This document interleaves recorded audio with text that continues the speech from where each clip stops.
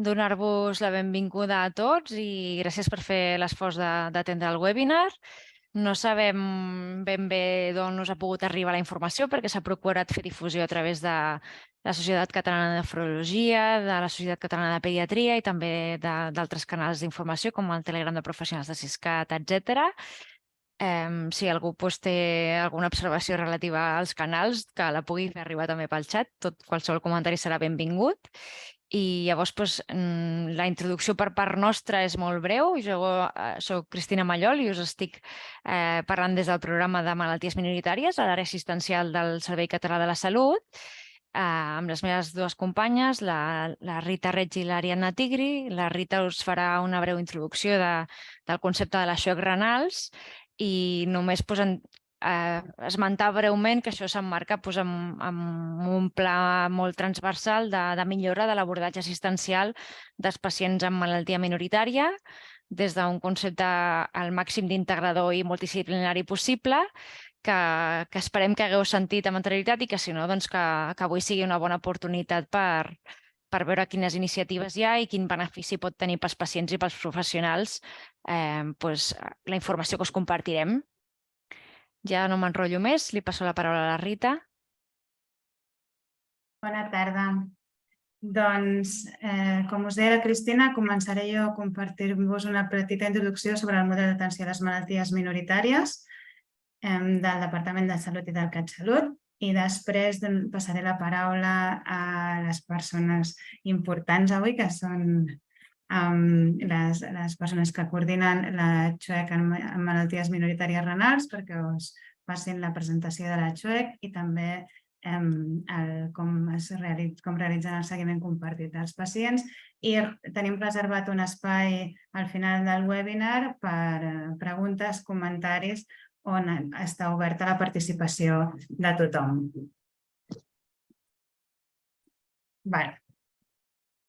Doncs bé, el model d'atenció a les malalties minoritàries de Catalunya és un model que pretén abarcar totes aquelles necessitats que són inherents als pacients de malalties minoritàries, a tots ells, tot i que coneixem bé que cada malaltia minoritària té les seves particularitats i les seves característiques, però en global tots els pacients de minoritàries tenen també unes característiques comunes, com és, evidentment, la poca freqüència de les seves malalties, el baix coneixement que hi ha, que són moltes d'elles multiorgàniques, que estan molt associades a cronicitat, a discapacitat, etc.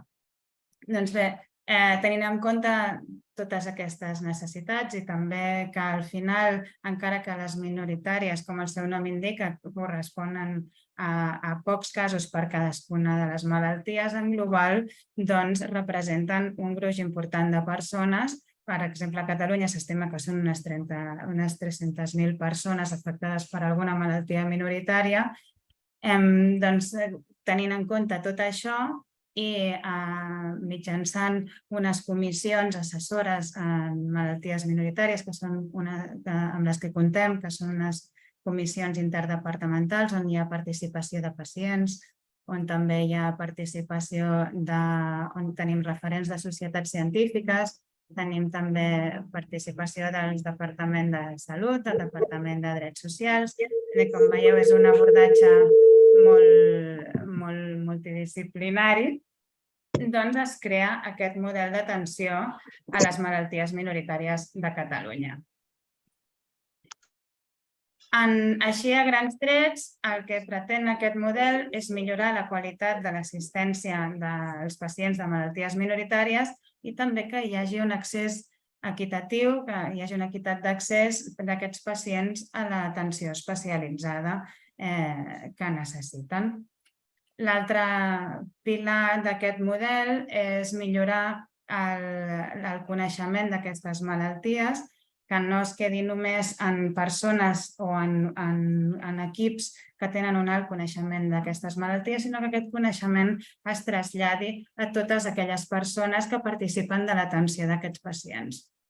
D'aquesta manera, mitjançant el model d'atenció a les malalties minoritàries, el que es fa és reconèixer, d'una banda, aquells centres que tenen expertesa i una gran qualitat en l'atenció d'aquests pacients, garantir que són atesos per un equip multidisciplinari i que existeix sobretot un treball en xarxa tant entre els professionals d'atenció especialitzada que realitzen l'atenció d'aquests pacients com també tots els professionals dels recursos de proximitat de territori que també realitzen l'atenció d'aquests pacients. Això es materialitza, per dir-ho d'alguna manera, en la designació de xarxes d'unitats d'expertesa clínica per grups temàtics de malalties minoritàries. Aquestes xarxes, com deia, estan formades per unitats expertes per grups de malalties. En aquest cas, el que ens ocupa avui és la xarxa d'unitats expertes en malalties minoritàries renals. I aquestes xarxes, a l'hora de fer xarxa, com deia, entre les diferents unitats, també fan xarxa amb els dispositius de territori d'aquests pacients. Com s'identifiquen aquestes unitats? Doncs aquestes unitats han d'acreditar expertesa en el conjunt de malalties minoritàries del grup temàtic que correspongui mitjançant presentant-se a una convocatòria XUEC. En aquesta convocatòria que es treballa prèviament amb un grup d'experts i se'n defineixen els criteris que ha de complir aquesta unitat, doncs aquests criteris inclouen des d'una banda les malalties minoritàries que seran objecte de la convocatòria. Per exemple, en aquest cas hi ha un llistat publicat de les malalties minoritàries renals que actualment s'està revisant, que són objecte d'atenció de la XUEC en minoritàries renals. També es defineixen uns equipaments i procediments que cal acreditar, cal que la unitat acrediti, que la unitat que es presenta a la convocatòria. També es defineix un equip multidisciplinari indispensable per l'atenció dels pacients amb les malalties minoritàries renals en aquest cas, i també es demana que existeixi un pla funcional de la unitat i que s'acreditin uns mínims d'activitat tant de pacients prevalents com de pacients nous. Un cop s'obre la convocatòria, hi ha unes unitats que es presenten i hi ha tot un procediment d'avaluació d'aquestes unitats i s'emet finalment una resolució amb una designació. Amb la designació de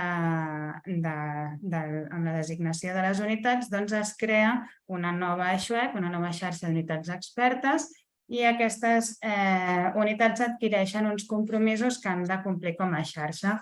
Els teniu llistats aquí a baix en blau, com és garantir l'equitat d'accés dels pacients minoritàries a diagnòstic, tractament, també assajos clínics que puguin sorgir, sumar coneixement, consensuar protocols, guies, que existeixi una gestió del cas de cadascun d'aquests pacients d'acord amb les seves necessitats, que hi hagi un abordatge multidisciplinari, que es treballi per millorar la capacitat diagnòstica d'aquests pacients, que existeixi un protocol de transició entre les unitats pediàtriques cap a les unitats d'adult quan arribi el moment, que es treballi per millorar la investigació, per compartir el coneixement tant entre les unitats com amb els altres professionals de fora de la xarxa, que es treballi activament amb associacions de pacients i que també participin en el registre dels pacients de malalties minoritàries del CatSalut, que és el REMIN. Aquí teniu una foto de totes les XUEC que existeixen avui dia. Tenim 10 XUECs designades i, com veieu aquí en un cantonet, en un quadrat blau, el seu àmbit territorial és Catalunya. No és un model sectoritzat, sinó que qualsevol pacient del territori de Catalunya pot accedir, si ho necessita, un pacient amb una sospita de malaltia minoritària, a qualsevol unitat experta de la xarxa corresponent.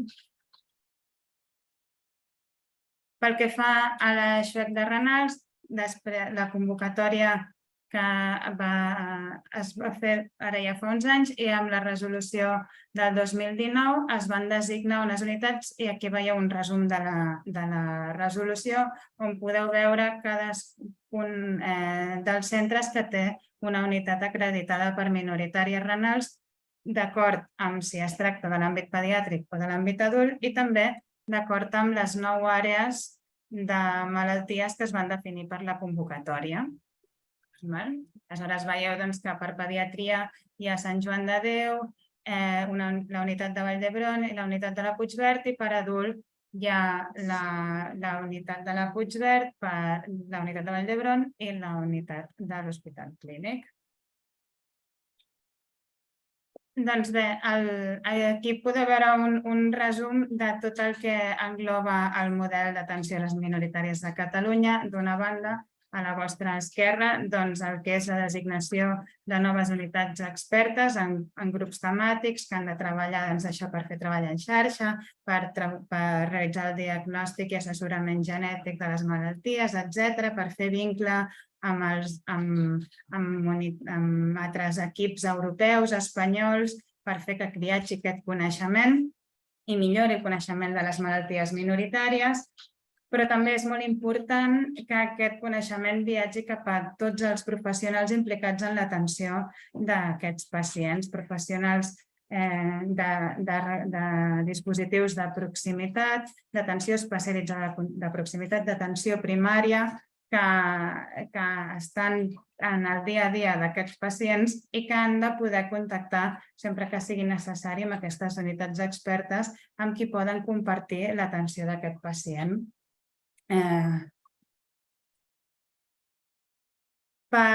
Tota aquesta informació que us he donat, tot el que us he explicat, ho podeu consultar a la web del Departament de Salut i del CatSalut. Teniu explicat tot el model, teniu explicada tota la informació sobre l'atenció a les malalties minoritàries i també ara mateix no disposem d'un formulari de derivació estructurat per derivar pacients amb sospita de malalties minoritàries, però sí que disposem d'un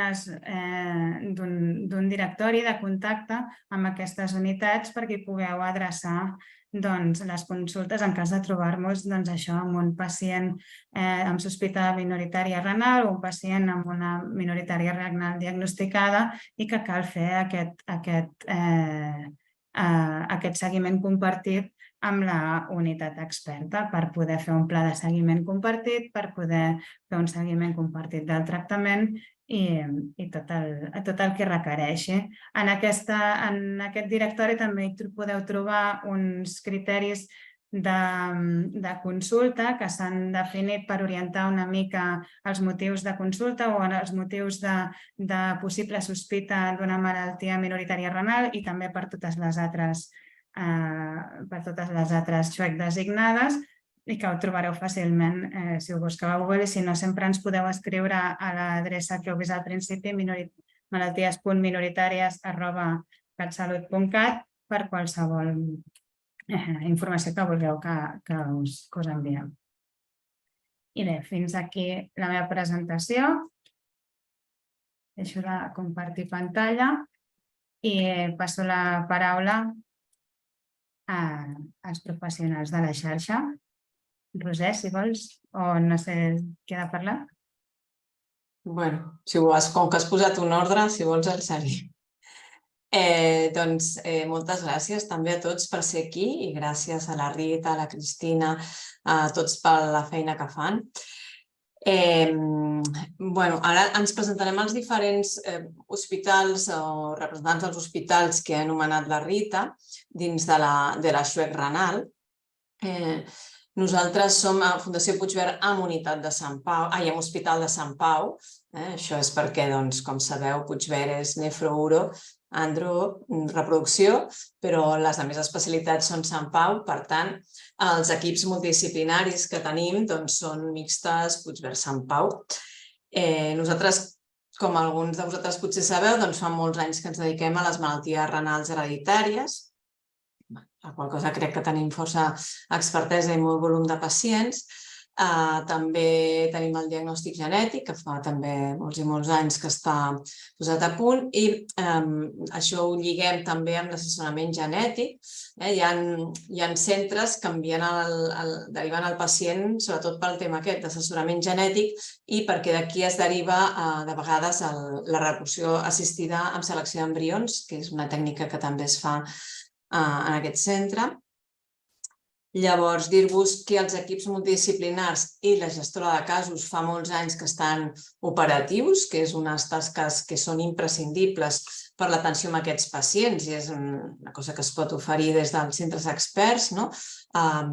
Veure que tots els especialistes vegin el pacient puntualment, amb una freqüència determinada segons la patologia, evidentment.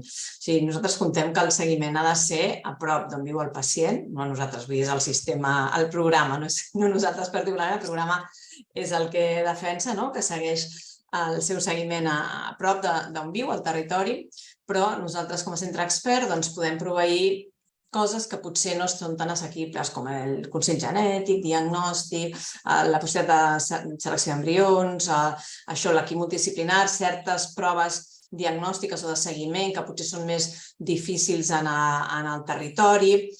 Una altra part que fem des de fa molt temps també i que ha estat junt amb documentació és, no sé si la Rita ho ha comentat, però tots els pacients amb malalties minoritàries formen part del registre de malalties minoritàries a Catalunya, el REMIN. Llavors, això és un registre que des dels centres de la XUEC alimentem, però que, esclar, si els pacients no trepitgen la XUEC, no consten. Per tant, els pacients que ens remeteu s'incorporen al registre de manera que CatSalut on sigui es pot fer perfectament el seguiment i es veu com es segueixen al territori i puntualment o periòdicament van a la XUEC. Doncs això també és una cosa que tots els equips fem, alimentar el REMIN amb tots els pacients de malalties minoritàries que anem veient. Després tenim assajos clínics com a centre expert, també perquè, al igual que els altres centres que formen part de la XUEC, formem part dels CSURs i de les xarxes europees, l'ERCANET, que és la xarxa de malalties minoritàries renals a nivell europeu. I dir que l'equip a nivell clínic som la Mònica Furlano i jo, la gestora de casos, tenim en el contacte, tot això surt, és la Laia i l'Anna, equips de Sant Pau, o sigui, responsables de Sant Pau no us els diré perquè per cada especialitat n'hi ha un, però que és el referent. I jo crec que fins aquí, i passo paraula a no sé qui era el següent de la llista.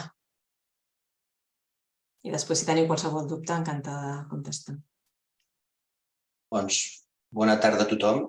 Jo soc Lluís Quintana, parlo en nom de la Unitat d'Expertesa Clínica en Malalties Minoritàries de l'Hospital Clínic de Barcelona, que també som CSUR de malalties glomerulars complexes i som membres de l'European Research Network, com comentava ara la Roser. A mi m'agradaria posar en valor la nostra expertise en microangiopaties trombòtiques. Tenim experiència i tenim un protocol que fa part de la XUEC en el diagnòstic i l'abordatge d'aquests casos complexes. A més de tenir tot el recolzament del campus clínic en la multidisciplinaritat i comptar amb l'estudi genètic, com comentava la Roser en la seva intervenció. Tenim en l'àmbit de la microangiopatia trombòtica, fem recerca en biomarcadors d'activitat i monitorització del tractament amb inhibidors de complement.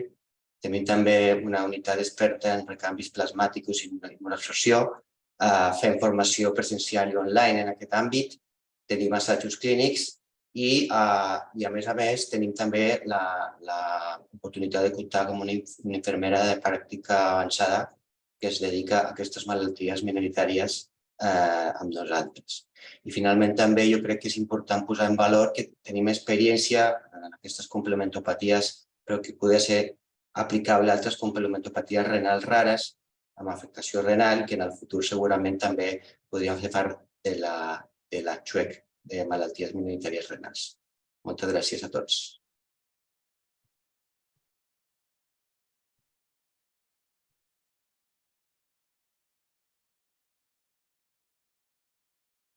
Bueno, buenas tardes. Para no hacer la presentación muy larga, yo soy Gemma Ariceta, junto con Irene Agraz. Somos las dos coordinadoras de la Unidad de Expertesa Clínica de Valdebrón, que está acreditada tanto para pediatría como para pacientes adultos.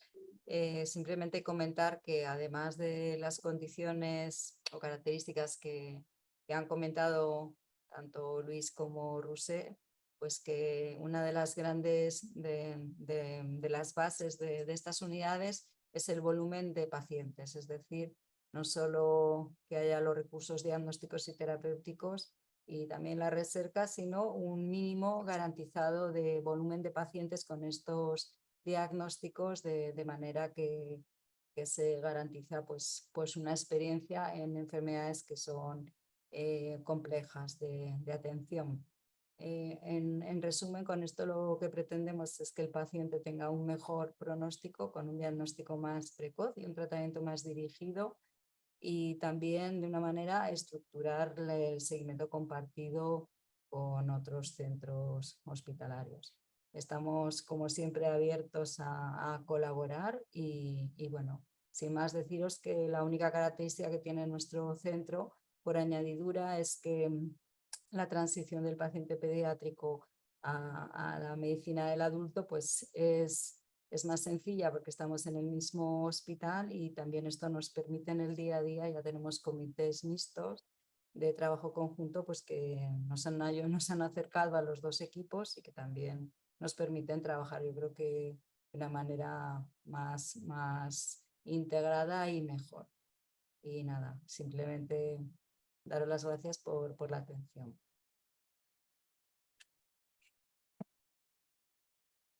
No, yo me presento simplemente porque me veáis la cara, para los que no me conozcáis. Soy Irene Agraz y soy la nefróloga, como ha dicho la doctora Ariceta, referente en adultos, en minoritarias en adultos, colaboradora estrecha con la doctora Ariceta. Nada que añadir a los que han añadido mis compañeros. También somos miembros de SUR, participamos, como ha dicho ellos, en ensayos clínicos, en registros, tanto nacionales como locales, y como dice la doctora Ariceta, pues en expertos en seguimiento y manejo de todo el grupo de pacientes en los que estamos incluidos y que os han enseñado anteriormente, y encantado de responder a las preguntas y dudas que tengáis al final de estas presentaciones. Muchas gracias.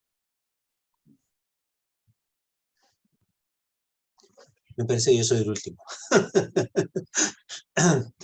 Hola, yo soy el doctor Madrid, soy el jefe de nefrología aquí del Hospital Sant Joan de Déu. Bueno, muy poco agregar ya lo que han agregado todos nuestros compañeros. Bueno, agregar que además nosotros tenemos varios, somos no solo chefs de esta red, sino que de varias redes más, y de varios CESURes, entonces tenemos bastante experiencia en lo que es el manejo multidisciplinario, es decir, trabajamos muy transversalmente con todos los otros servicios, dando sobre todo una atención integral del niño.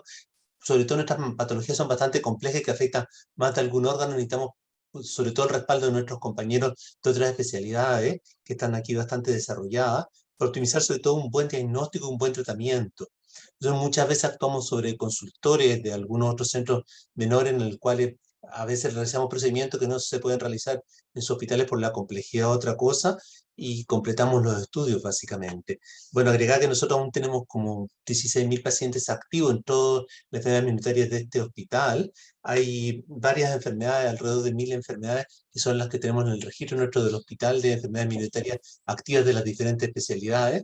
Y bueno, nosotros somos un centro especialmente pediátrico, si nos dedicamos a toda la medicina pediátrica y enfocada en el niño.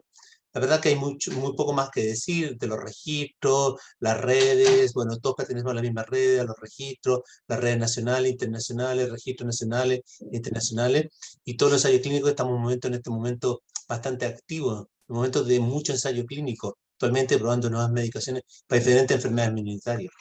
Bueno, la verdad que no hay mucho más que aportar.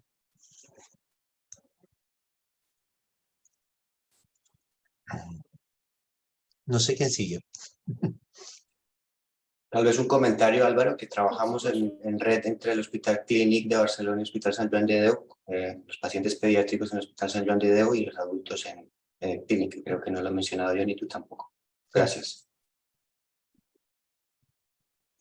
somos una unidad integrada, Clínica y Hospital San Juan de Déu. Actuamos con una unidad integrada, es decir, la transición natural la hacemos hacia el Hospital Clínica en general. Doncs, si us sembla, passem a la part del que és el seguiment compartit, perquè vegeu casos en què s'està realitzant el seguiment o s'ha realitzat el seguiment compartit de pacients, perquè veieu exemples de com es treballa entre les unitats expertes i els professionals més de proximitat d'aquests pacients. No sé qui comença. Si voleu, començo amb els adults, un cas d'adult.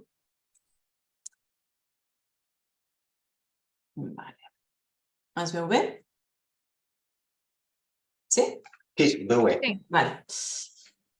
Doncs és un cas senzill, però senzill, sí, relativament, però com a exemple de seguiment compartit he pensat que era bona idea compartir-lo.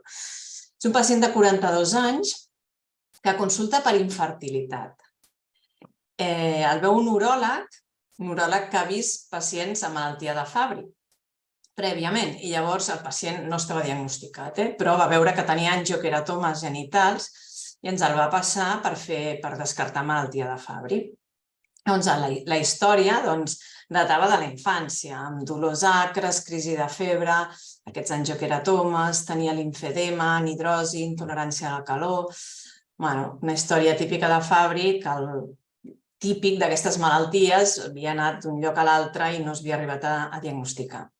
Llavors vam fer diagnòstic mitjançant nivells d'enzim i estudi genètic i es va veure clarament la sospita, que sí que era una malaltia de Fabry. Per tant, aquí hi ha una aportació, la sospita diagnòstica, l'estudi genètic, es va fer el cribatge familiar de la resta de membres de la família amb risc de patir la malaltia. Per exemple, perquè es feu una idea, la mare amb 70 anys era portadora de la mutació i no tenia absolutament res, cardioressonància normal i sense microalbuminúria. Llavors, el pacient va estar valorat per l'equip multidisciplinari, o va sent valorat, el que dèiem, a nivell de cardiologia, hi ha certes tècniques, que si ell té un mapping aquest o coses que fan que potser el territori en algunes és més difícil, seguiment oftalmològic, dermatologia, molt complexa el seguiment del limfedema en aquest cas, i per part de nefrologia també, una nefropatia molt agressiva i progressiva. El pacient viu a les Terres de l'Ebre. Llavors, en aquest inici, visita, que no és una sola, perquè costa una mica lligar-ho tot, però intentem lligar-ho al màxim amb diferents especialistes i coordinar sobretot proves i tal. Llavors, es va valorar la indicació de tractament, si era candidat o no a tractament i el tipus de tractament. Actualment, la comissió de la CADFAC de medicaments d'alta complexitat només autoritza tractaments d'aquests d'alta complexitat si han passat per un centre expert per corroborar la indicació. Normalment és confirmar i ja està, però demanen això actualment. Llavors, es fa seguiment a territori. Evidentment, no per cada cosa ha de venir aquí. Aquest pacient particularment i molts adults tenen molta comorbiditat associada i no associada, perquè tenir una lumbalgia o una hèrnia discal o quadres aguts de gastroenteritis o el que sigui, doncs tot això, evidentment, on ha d'anar és a territori, no ha de venir per cada coseta que tingui aquí. Però fem el seguiment compartit, sobretot amb una comunicació fluida. Clar, tenim la història clínica compartida, on tot el que s'escriu es veu a territori i es veu a tot arreu. Això ja és una gran eina que ens dona molta tranquil·litat. Però pels pacients especialment complexes, tipus aquest, doncs evidentment tenim els mails i telèfons i ells tenen els nostres de territori. Llavors, el pacient, per exemple, ara s'està tractant, es fa el tractament enzimàtic a Tortosa per proximitat. sigui, el tractament s'indica des d'aquí i es fa un seguiment, depèn, anual, bianual, depèn de cada cas, en aquest cas bianual, perquè té una malaltia renal crònica bastant avançada. I també el seguiment per l'equip multidisciplinar i s'augmenta o no la freqüència segons l'afectació orgànica. Per exemple, les analítiques se les fa a territori, no el fem venir per fer una analítica normal, que no tingui res d'especial. Llavors, tot això es comparteix molt. Ja dic, tant el mail com la història clínica compartida ens va molt bé. I el REMIN, que jo crec que és molt important, perquè també posa en relleu la tasca de territori. Els pacients que se segueixen des del territori, clar, nosaltres l'incloem al registre de malalties minoritàries, però evidentment allà perfectament es veu que es veu a territori, que no només es veu en el centre expert. Per tant, jo crec que això també és important per posar en valor tota la tasca que feu tots vosaltres. I ja està, això és tot en quant a aquesta mini presentació de compartir, de seguiment compartit, aquest exemple. Y paso a la doctora Ariceta, creo que tiene un caso pediátrico.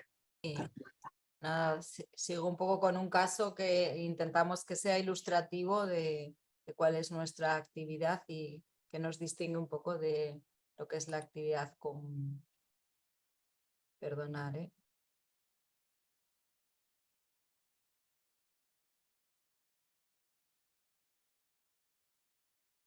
¿Podéis ver la presentación? Sí, se ve perfecto.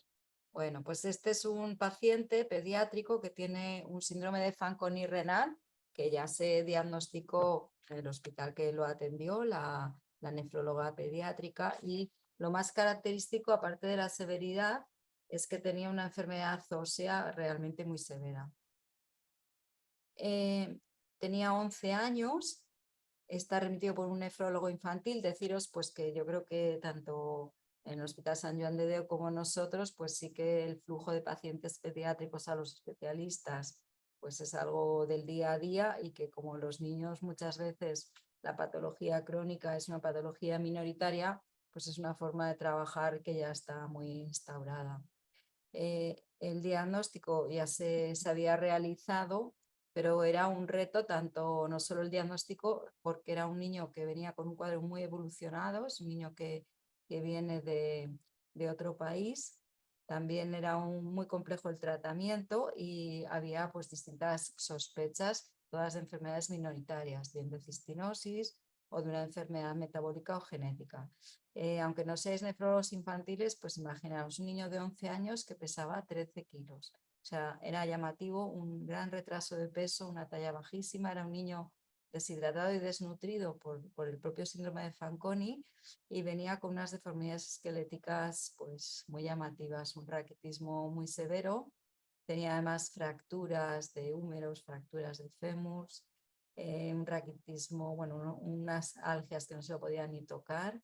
Desde los 3 años, tenía 11, había dejado de caminar, venía en una silla de bebé y bueno, no se podía ni explorar por el dolor que tenía. Parece que es un niño que tenía en aquel momento una capacidad cognitiva preservada y tenía una enfermedad renal crónica pues moderada.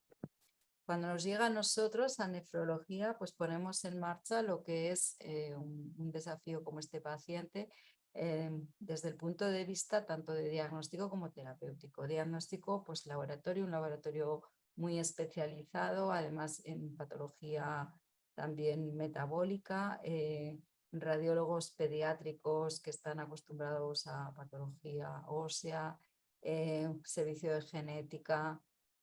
Por supuesto, es un paciente que era un paciente que venía de otro país por reagrupación familiar, necesitábamos contar con trabajo social, y simultáneamente pues traumatólogos pediátricos, que lo mismo que ha comentado el doctor Madrid, pues pensar que nosotros estamos aquí en un paraguas, que todo el mundo tiene sus cesures, sus unidades de expertesa, y entonces pues, los traumatólogos están acostumbrados a displasia ósea, cirugías en pacientes con enfermedades óseas, rehabilitación pediátrica, odontopediatría que tenemos, y por supuesto soporte nutricional, gastroenterología pediátrica, la farmacia, y un montón de especialistas que tuvieron que participar en el diagnóstico de este niño. En el equipo de nefrología, nosotros estamos los nefrólogos, tenemos la enfermera de práctica avanzada, que nosotros no la llamamos gestora, sino la enfermera referente, psicología, porque era un niño que venía con toda esta morbilidad, pues con un impacto psicológico de la enfermedad importante,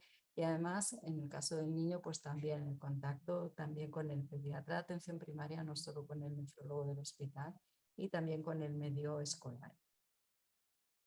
Bueno, ¿cómo está ahora? Han pasado 14 meses, bueno, pues el niño realmente sigue siendo muy pequeñito, pero tiene un 30% de peso más, ha empezado a crecer, está escolarizado, tiene un síndrome de Fanconi ya mucho mejor controlado médicamente, una función renal que se ha estabilizado, empezó hormona de crecimiento, necesita montones de suplementos para el Fanconi a unas dosis realmente astronómicas.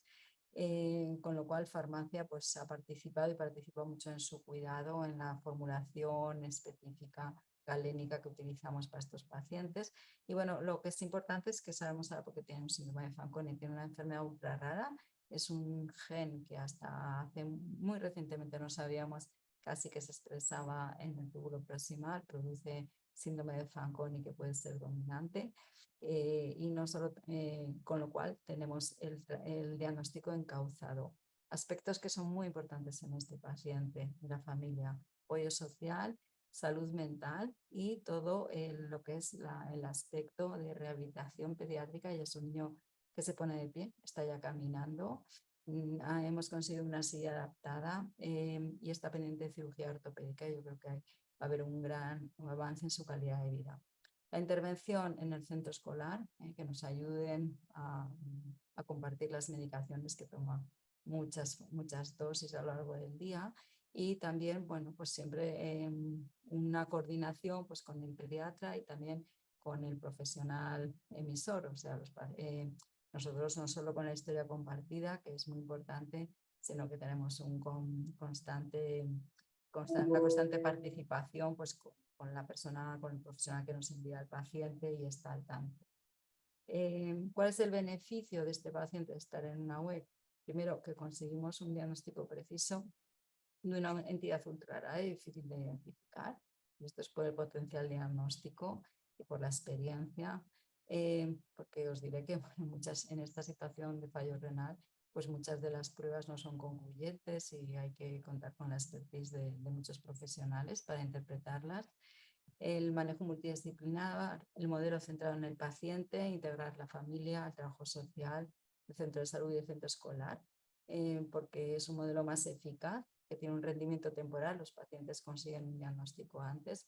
Y sobre el futuro de este niño, pues será un seguimiento compartido, una vez que el seguimiento agudo pues ya es menos intenso. Y luego lo que también es importante es que este paciente ha permitido y permite avanzar en el conocimiento de esta entidad muy desconocida, y que ahora ya la Red Europea de Enfermedades Raras está empezando a patrocinar un estudio de estos pacientes y ya él está participando. Y nada, gracias por vuestra atención y espero que os haya servido pues para entender qué es esta organización de la Unidad de Expertesa Clínica. Gracias. Moltes gràcies, Gemma, Mònica. Per acabar la presentació una mica de la XUEC a minoritàries renals, us mostrarem les dades del registre de malalties minoritàries del Departament de Salut del CatSalut. Dels registres que tenim actualment, són dades de tots els registres fins a 2022, de la XUEC de minoritàries renals per contextualitzar una mica el que us han estat explicant. Us comparteixo pantalla un moment. Es veu? Aquí teniu tots els, com us deia, tots els casos registrats fins a 2022, fins a 31 de desembre del 2022, de la XUEC de malalties minoritàries renals, i veieu que en aquell moment hi havia un total de 1.947 casos, la majoria d'ells d'adult, però més o menys serien un 40% de pediàtrics, més o menys 40%, 60% d'adults. Però el que us volia mostrar sobretot, aquí teniu totes les malalties que es registren. El registre es fa mitjançant la codificació ORFA, que és una mica el que us explicava abans la Roser, les malalties minoritàries. És important que existeixin aquest tipus de registres perquè les codificacions que s'utilitzen habitualment als sistemes d'informació, doncs la CIM-10, etc., no permeten codificar correctament aquests pacients. I un dels grans desconeixements que hi ha és de la seva prevalença en la societat. I per això cada vegada més s'utilitza la codificació d'Orfanet, la codificació ORFA, que té un codi ORFA per cadascuna de les malalties minoritàries que es coneixen. És un catàleg que es va actualitzant progressivament i en què hi treballen experts de tota Europa i no sé si de tot el món, ara no em vull equivocar. El Registre de Malalties Minoritàries de Catalunya utilitza per codificar aquests casos la nomenclatura Orfanet i això permet codificar qualsevol malaltia minoritària, entre casos de qualsevol malaltia minoritària diagnosticada. I el que veieu aquí, això és un resum de totes les minoritàries que s'han diagnosticat, que s'han registrat aquí a la dreta, i aquí a l'esquerra, en aquest panell, el que podeu veure és una mica les dades sociodemogràfiques. I el que us volíem traslladar, que és una mica el que comentaven la Roser al principi, és que, com si veieu aquí baix, la majoria de casos que estan registrats són de la província de Barcelona i el percentatge de casos de la província de Lleida, Tarragona i Girona són molt, molt baixos. Això vol dir, el que ens indica és que els pacients d'aquestes províncies no estan arribant. Si féssim la selecció per regió sanitària, doncs veuríem una mica el mateix. Si seleccionem per Barcelona, veiem que tenim múltiples casos. Si anem al total de casos de la Chuec i seleccionem per Barcelona, veiem que 1.348 casos són de la regió sanitària de Barcelona, mentre que si anem a altres regions sanitàries, no sé, per exemple, a Catalunya central, el nombre de casos baixa considerablement i passa el mateix per qualsevol altre. Lleida, 55 casos, Camp de Tarragona, 102 casos, Terres de l'Ebre, 40, el Pirineu i Aran, 9 casos, i Girona, em sembla que no l'he ensenyat, 175 casos, que és una mica també el que vèiem en aquesta primera gràfica d'aquí. També veieu que tenim una mica més d'homes que dones, però més o menys estem al 50-50%. L'edat de diagnòstic, l'edat del pacient està desplaçada cap a les edats més joves, i també l'edat de diagnòstic, com podeu veure aquí, l'edat de diagnòstic es reparteix. Hi ha una concentració a les edats també més primerenques, però es reparteix al llarg de tota la vida, els primers 50 anys, sobretot. Doncs bé, fins aquí la nostra intervenció. Ara tenim... Espera, deixo de compartir pantalla, perdoneu. Ens agradaria molt demanar-vos que us obriu les càmeres i aquest espai de participació és per vosaltres, perquè pugueu traslladar totes les consultes que vulgueu als professionals de la Chuec i dubtes el que considereu.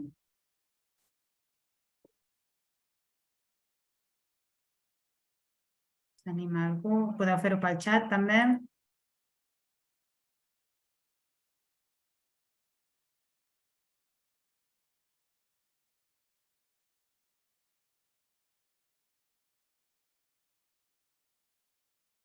Si us podeu encendre les càmeres.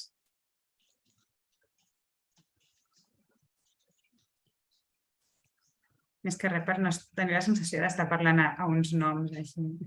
Bueno, qui no tingui càmera no, evidentment, només faltaria.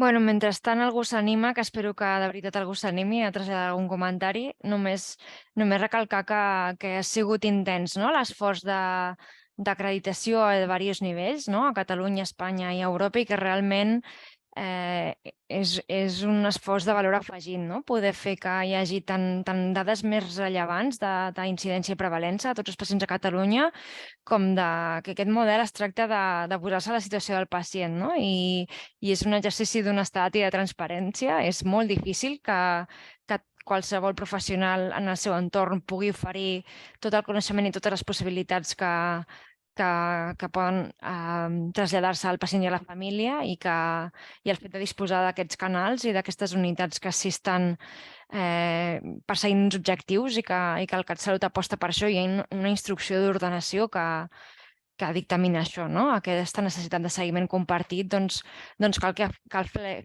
aflorar aquests casos i que, com ja hem comentat a l'inici, l'atenció no és centralitzada en aquestes unitats, sinó que el que es tracta és que viatgi el coneixement i empoderar professionals d'altres territoris i d'altres hospitals a que puguin proporcionar millor assistència amb tot l'assessorament i la voluntat de compartir informació, no? Llavors, agrairíem una mica a l'audiència qualsevol comentari en aquest sentit i si s'ha entès tot el que s'ha traslladat.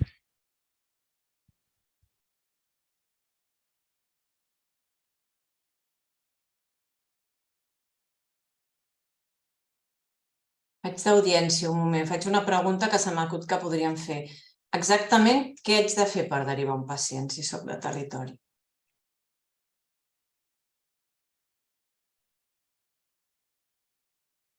Entenc que la fas perquè la contestem.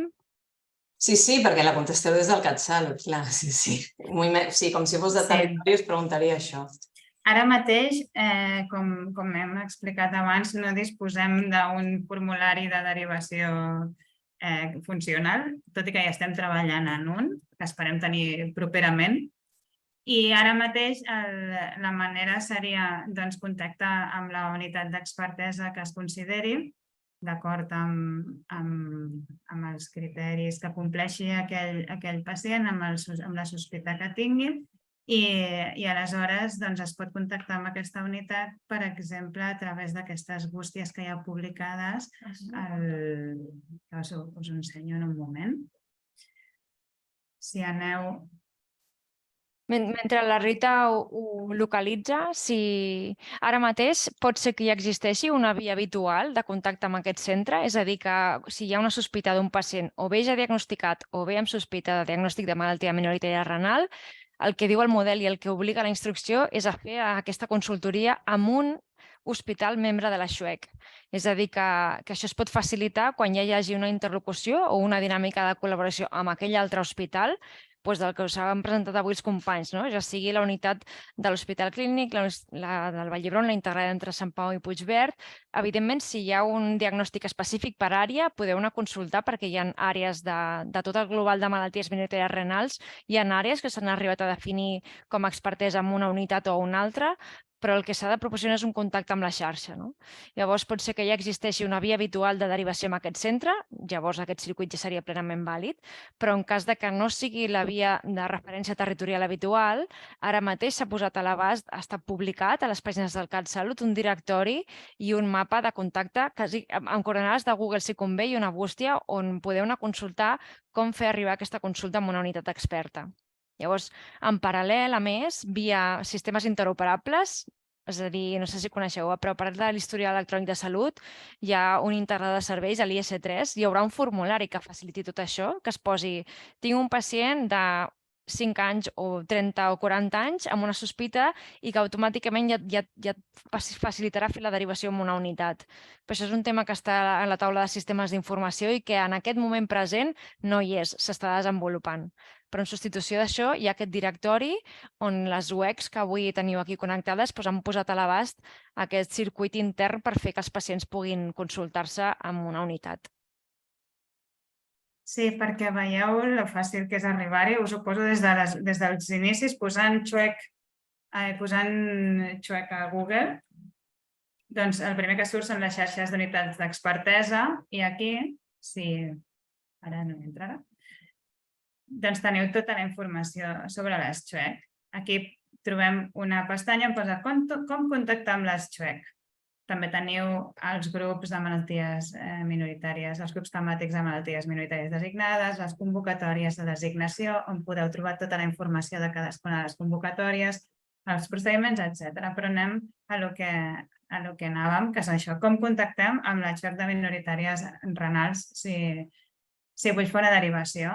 Aquí ens surten totes les Chuec, anem a les minoritàries renals i aquí tenim d'una banda un mapa on surt cadascuna de les unitats. Per exemple, anem a la de Sant Pau Puigverd i clicant a sobre de la icona de localització, doncs tenim la descripció de la unitat i a sota les vies de contacte i també un enllaç on hi ha més informació sobre aquesta unitat. Si volem anar a la unitat, doncs, per exemple, de l'Hospital Clínic, doncs també tenim aquesta informació de contacte aquí al mapa. Però si no volem anar clicant al mapa, tenim una altra opció que és tirar avall i en aquesta taula doncs tenim totes les unitats que formen part de les Chuec renals amb tota la informació, quina població atenen, l'adreça on les podem trobar i també el correu electrònic de contacte, que és el mateix que us he ensenyat a dalt. En alguns casos hi ha un telèfon i també uns enllaços web amb més informació sobre cadascuna de les unitats.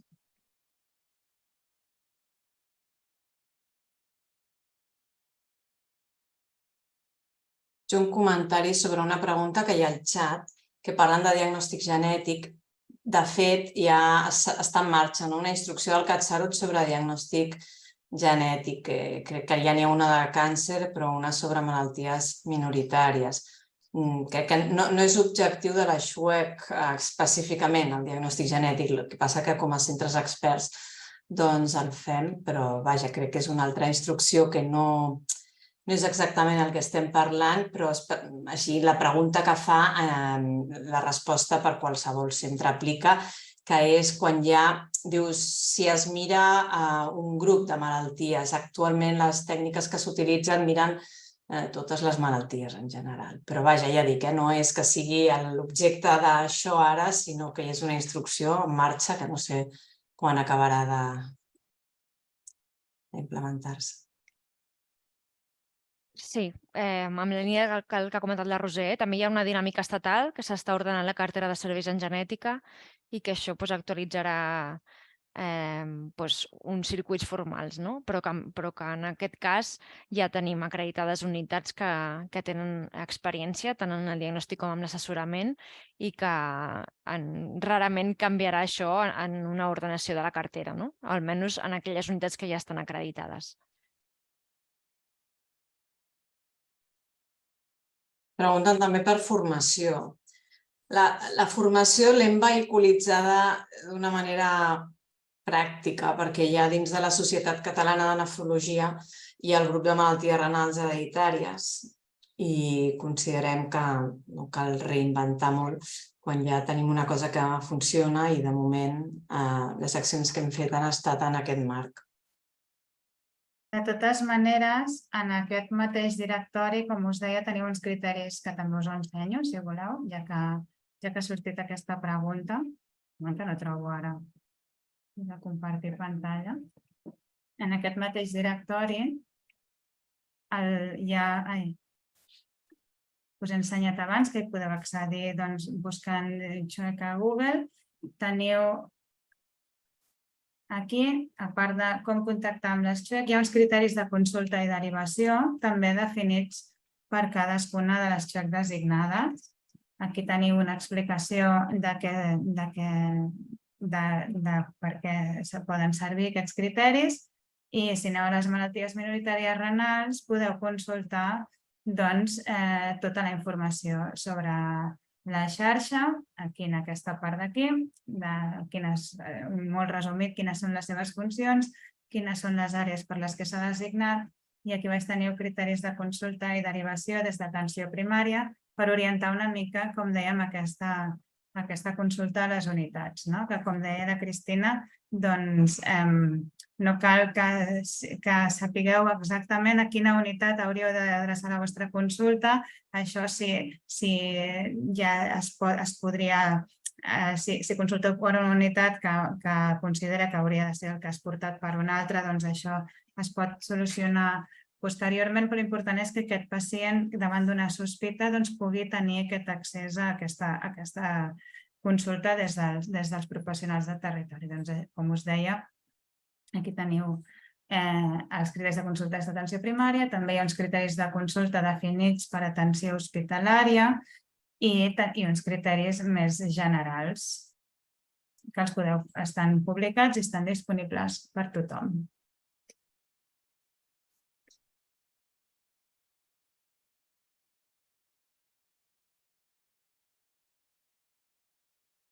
Hi ha un altre comentari al xat. Pots silenciar el micro, Rita? Que ho comparteixo amb els representants que esteu aquí de la xarxa. I després donem la paraula, que hi ha una persona que ha aixecat la maneta, ara ho hem vist, que a vegades des del territori potser la dificultat és arribar a tenir aquesta sospita de la malaltia minoritària, que és diferent. Una part seria tenir i saber on accedir o on consultar-la, però l'altra és com reconèixer aquests signes o aquests símptomes. Llavors, com a Servei Català de Salut i demandes que a vegades els col·lectius de pacients de malaltia minoritària molts cops sol·liciten, és aquestes formacions a l'atenció primària. Però això és un balanç molt delicat perquè l'atenció primària té molts fronts oberts, per dir-ho així, és un gatekeeper de moltes patologies i en molts casos una formació tan especialitzada d'uns diagnòstics que amb molt baixa probabilitat trobarà mai en la seva carrera, o potser molt ocasionalment, doncs genera aquest balanç entre esforç-benefici. No sé si des de la XUEC podeu anticipar en quin context una atenció primària o una atenció hospitalària no especialitzada en aquestes patologies pot estar més preparat o més receptiu a saber en quins casos pot ser necessari aquesta consultoria.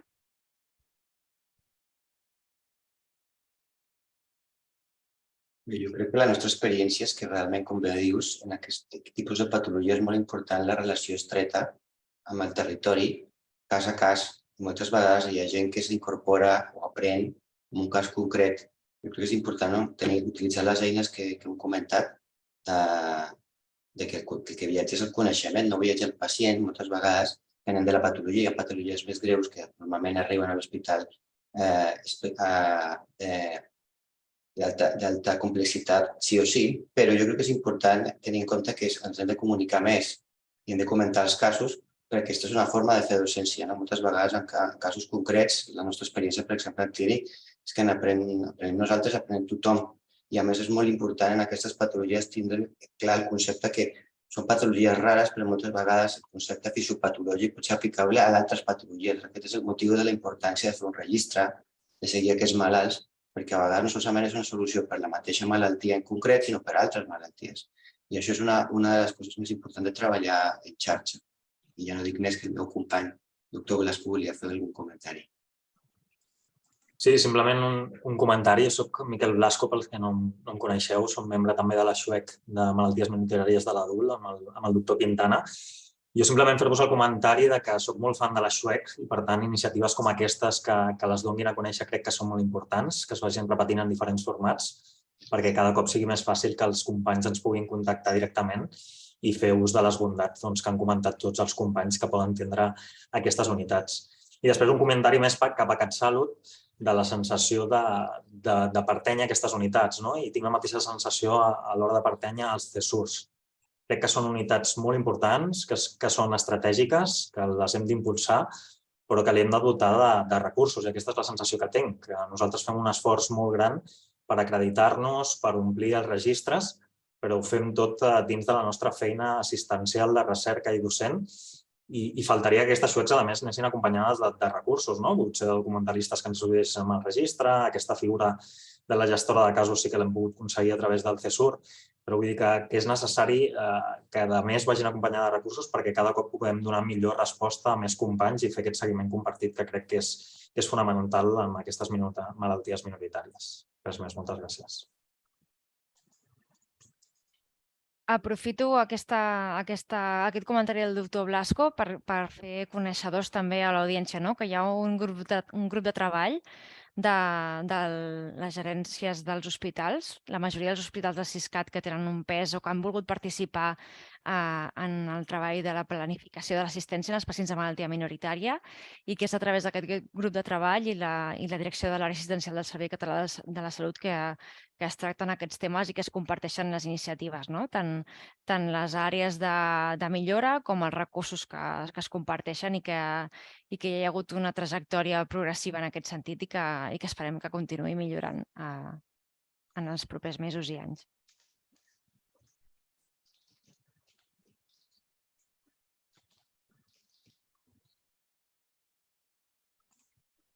Jo, si em permeteu també afegir alguna cosa, és que en relació a tot el que s'està comentant, que sospitar una malaltia minoritària a vegades és molt complicat i no és fàcil de diagnosticar a vegades ni tan sols en els hospitals grans, però jo crec que aquesta reunió ha de ser una mica també per conèixer-nos i per tenir la confiança de que si algú té algun dubte i vol comentar i no estic segur de si aquest malalt pot tenir una malaltia complexa o no i no el vull enviar perquè no sigui que després digui que no i s'hagi... que abans es pot contactar amb nosaltres, jo crec que amb tota llibertat, en tots els que hem sortit aquí, jo crec que estem disposats a contestar dubtes i dir, home, doncs sí, enviar-lo perquè sembla que sí pot tenir una malaltia o no, crec que no, si això no segueix per aquesta via, no sembla que ho sigui, no? Vull dir que també estem aquí una mica per donar confiança de dir, home, els puc trucar, no a qualsevol hora, però en qualsevol moment perquè tinc un dubte sobre un parell de malalts que tinc que no sé el que tenen, no sé per on tirar. No sé, és aquesta la meva aportació.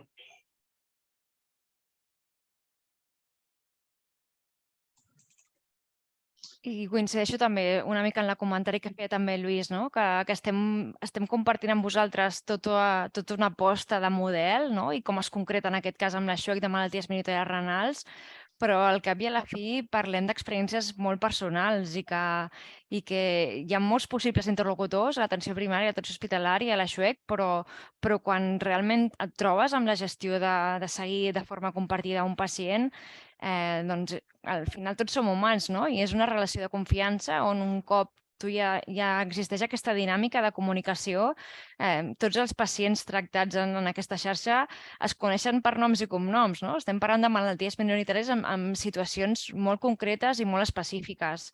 Llavors, quan això ho aterres i ho baixes al detall, es simplifiquen els interlocutors i les gestions que hi ha al darrere. Llavors, jo crec que és important trencar el gel en aquest sentit i que trobeu un entorn on tots tenim el mateix objectiu, que és millorar una mica l'experiència i reduir la fragmentació de l'assistència d'aquests pacients. Tant agilitzar la fase aguda, quan hi ha un debut, una necessitat, un procediment complex, com apropar tot el que és el seguiment.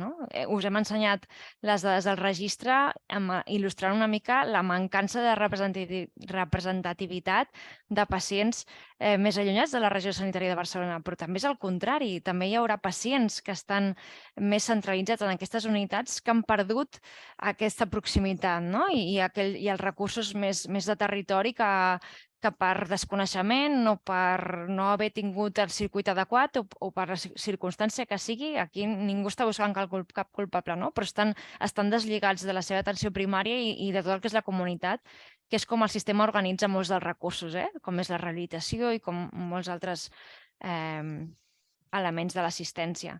Llavors, crec que s'ha de treballar amb aquesta bidireccionalitat i alhora que des del CatSalut vetllem per implicar aquesta consecució d'objectius a nivell de les UEC, sapigueu que la resta de professionals de territori, si afloren propostes, si considereu adequat alguna iniciativa que es podria vehiculitzar i que tant l'això com el CatSalut podrien millorar organitzant un webinar com avui o no ho sé, que sapigueu que les propostes són benvingudes.